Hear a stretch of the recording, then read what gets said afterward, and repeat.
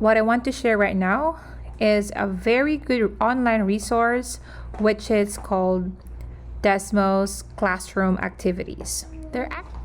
What's good here is you can get to sign in using your Google account. So right now I'm signed in my school Google account, and I will want to share now to you how did I use this website in my Google Meets with my online students.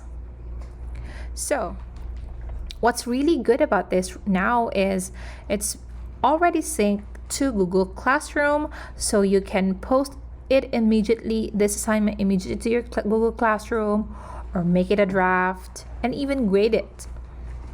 Down to 8th grade, pre-calculus, elementary grades, so many activities here. But what I'm going to show you is the activity I did with my 4th hour class, and that I got from the title Domain and Range Introduction.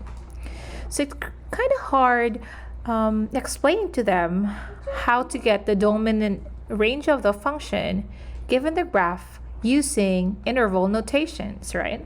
So the best perfect way to do that was to use this website, and it's very great. So today I'm going to explain to you how this will work for you effectively, especially if you're doing an online activity. There are actually two ways to deliver this to students. First is you can make it student paced, and the second is to make it teacher pacing. Well, I would suggest it's very effective, and you can give instant feedback if you're going to use teacher pacing. Because for student pacing, you just give them right away this entire thing without the pacing, and they just do it by themselves. But it's also okay because the graphs on each slides are very student friendly, so students can easily navigate them, can easily answer what's being asked. But it's also good that teachers will be with students as they go through with this activity.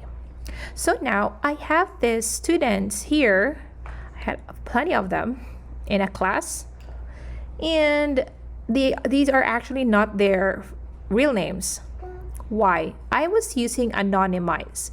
This anonymize will let me hide their names, so when I show or share this entire screen in Google Meet, that's for summary. That's summary. There are actually 4 types of screens that you can show to the class. It's either summary. This is very common for teachers. You see here the feedback of each slide each students are doing, whether correct or they finished it or wrong. So that's very good. But usually in my case, when I share this screen to my students, I just use student. So they will see the same screen on what they're having in their own Desmos website.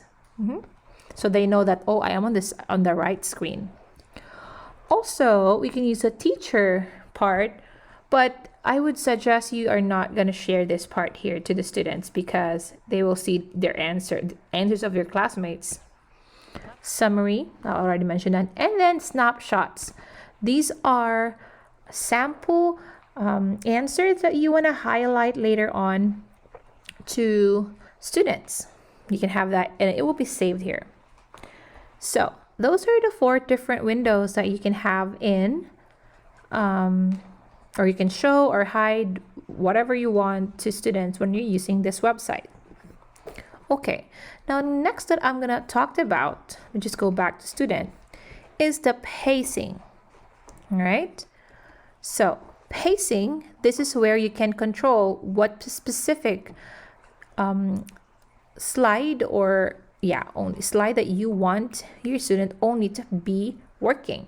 Pacing. So first it will show you will ask you to select to start pacing with whatever slide. So I would suggest first, of course, you'll start with the first one.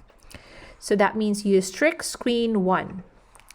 If this happens, that means in your student's screen in Desmos in their account, they will only see this screen and they cannot proceed to the next screen without you controlling it. Cool, right? So right after they answer this, you can actually see their answers by looking at these, teacher window, and you'll see, and you can even say, I like your idea, Emily. I can see that you're answering this. Brilliant, good job. And you can even hit snap. And it will save in your snapshot. Later on, you can even highlight that. That's up to you what you want to save in your snapshots.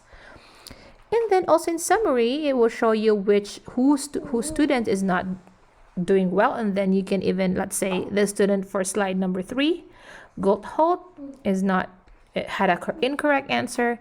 You can even hit that there, and you'll see what is wrong with it.